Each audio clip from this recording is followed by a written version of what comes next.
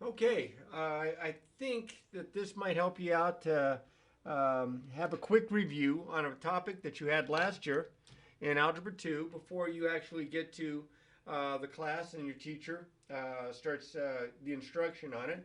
And I've based it kind of on the textbook and also based it on the kind of the ideas that I know about exponential functions. So chapter 3 is on exponential functions and logarithmic functions. The functions that you worked up to now primarily in chapter 2 were the polynomial functions and the rational functions, and they're considered some of the simpler functions, the algebraic functions.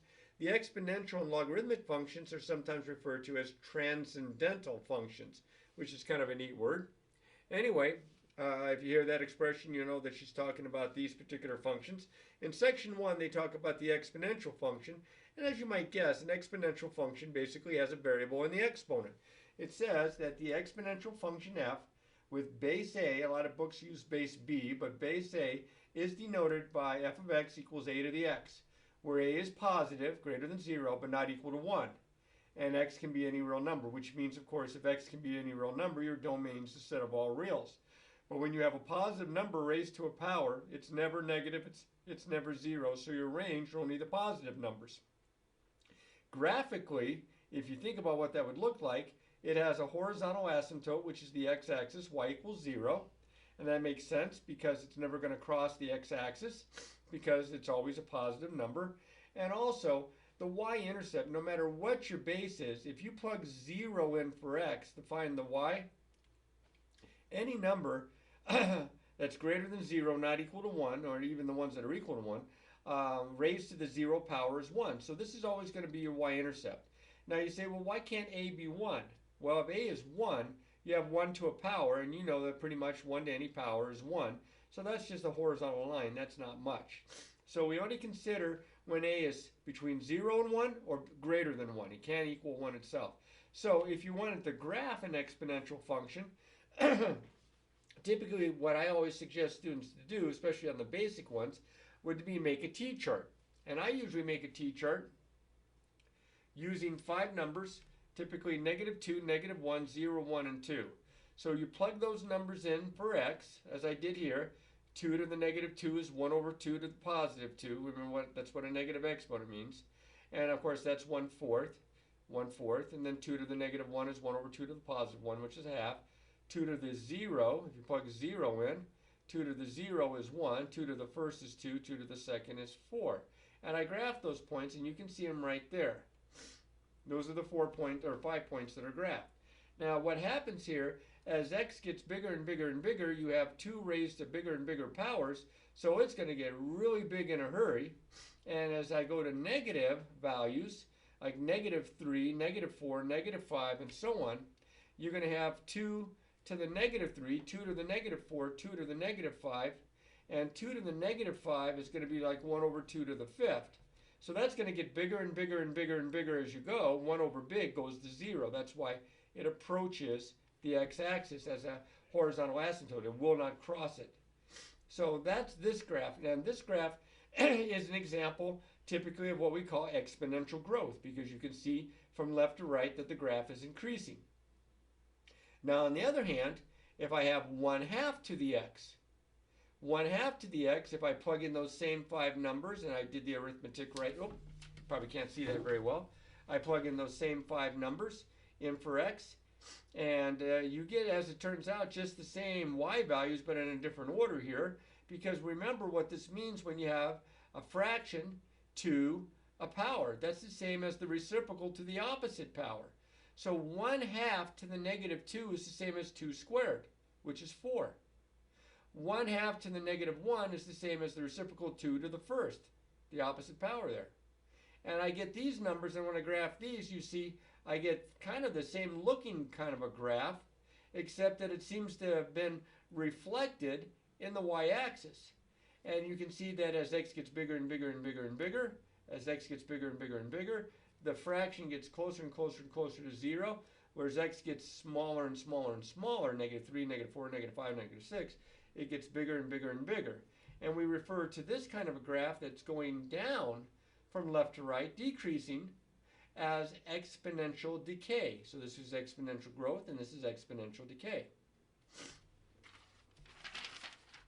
Now, I'm not going to go big into this right now, but you can take those graphs of exponential growth and decay, and of course you can have any base as long as it's positive, not equal to 1. And you can have all the same kinds of transformations that you had back in the previous chapters, where something is shifted right or left, something is shifted up or down, something's reflected, something's stretched. And I have them all listed for, oh, you can't see that, can you? Now you can. I have them all listed for you. For example, here's your base. So if I have a number that's times that, this is going to have to do with reflections and with stretching because you're multiplying. If b is negative, it reflects it in the x-axis. If the absolute value of b is really close to 0, between 0 and 1, it's a vertical shrink. And if the absolute value of b is greater than 1, like if this is a 5 or a 10 or a 20 or a negative 5 or a negative 10, negative 20, then what happens is it gets stretched and it becomes kind of more of a kind of a skinnier looking graph of the growth and decay that we had from before. Okay, the number h here that's being subtracted from x, that's a vertical shift.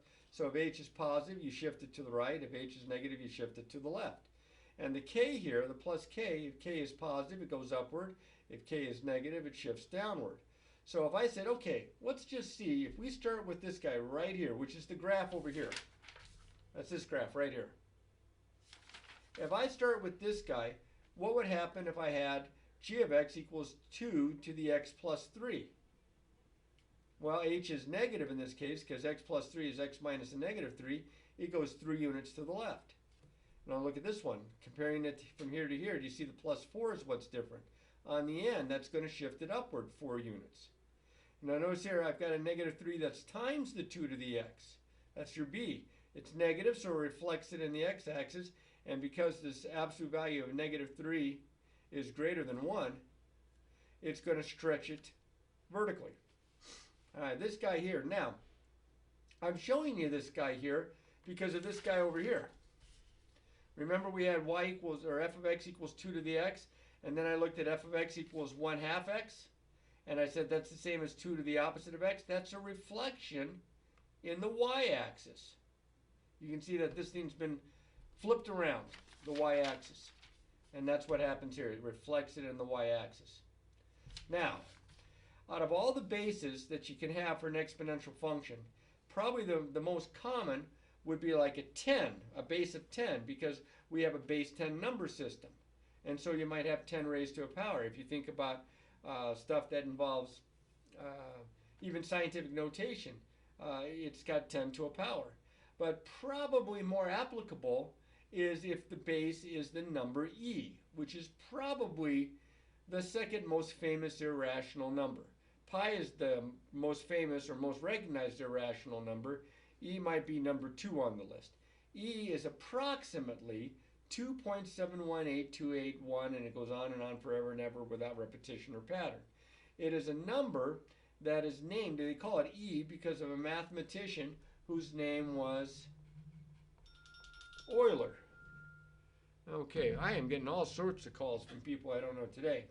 Euler, even though it looks like Euler, Euler was a very famous mathematician, I believe in the 17 or 1800s, and they named this number after him. You know you're a pretty big shot when they start naming numbers after you. And you say, well, how do you find this number? You know, how do you get this thing?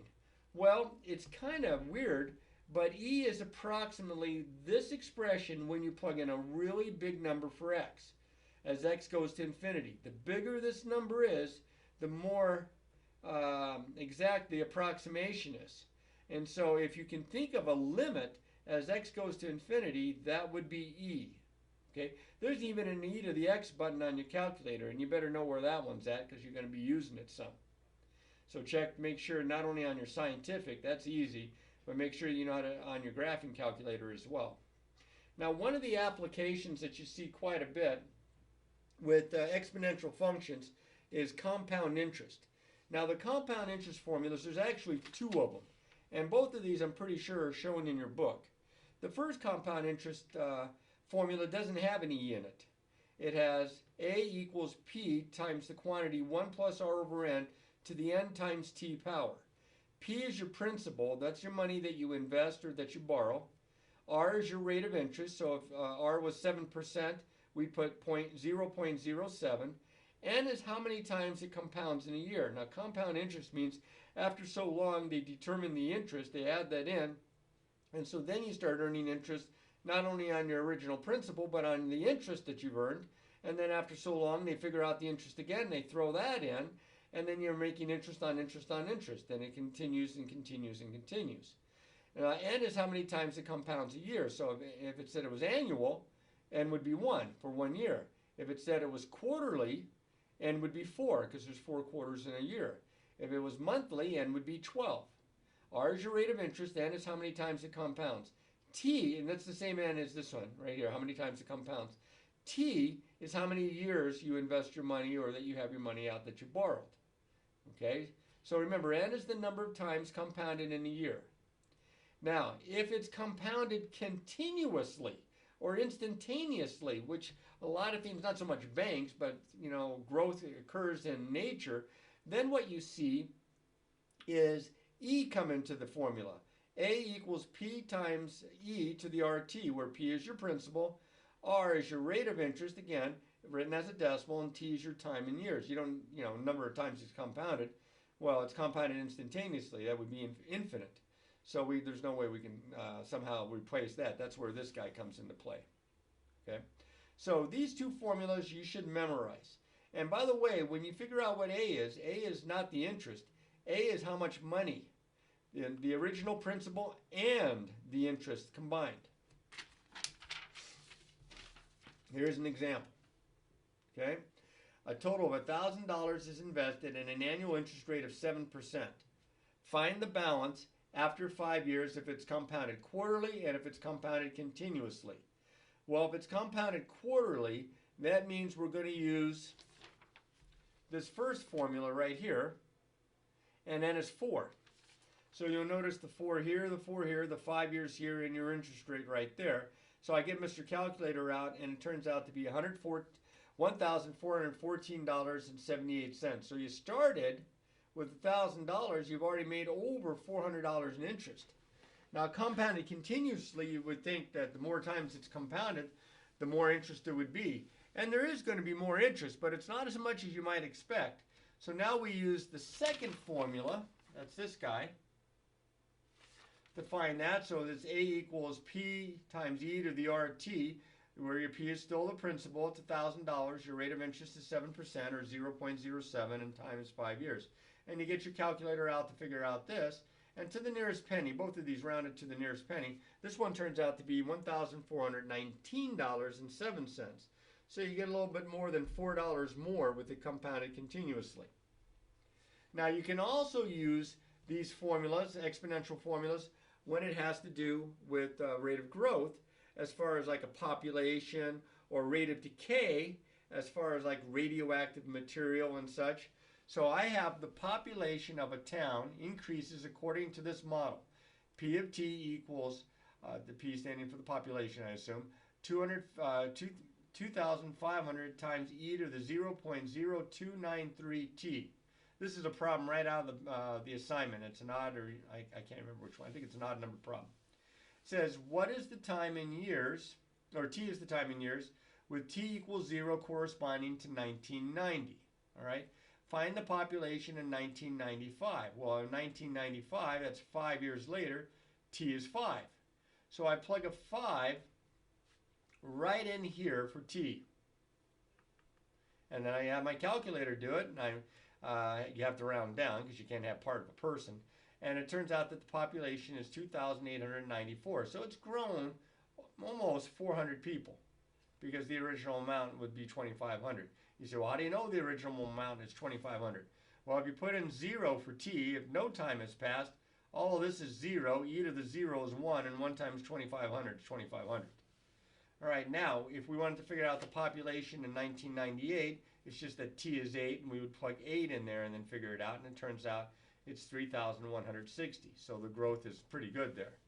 All right, now you have to make sure that you know how to do this using a calculator.